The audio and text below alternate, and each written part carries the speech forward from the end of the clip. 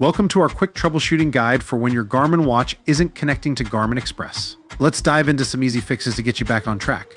Step 1, check watch computer recognition. Make sure your watch and computer can see each other. It's the first step in solving the issue. Step 2, look for connection icon on the watch face. Keep an eye out for the connection icon on your watch's screen when it's plugged in. It tells you if your watch is talking to your computer.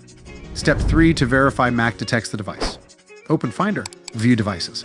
Devices detected by your Mac computer will appear under Devices in Finder. Step 4, troubleshoot connection issues. If things aren't syncing up, try these. Swap out your USB cable and go for a Garmin one if possible. See related content for information about what size of USB cable your device requires. Check your USB port's health by trying another device. Keep things simple by connecting directly and avoiding hubs or extensions. Give your watch's charging contacts a gentle clean. Step 5, restart the computer and try again. A quick restart usually does it, but remember, just shutting down with the power button or closing the laptop might not fully restart your computer. Follow these steps to make sure it's fully restarted. Click the Apple icon in the menu bar, click Restart to confirm the selection.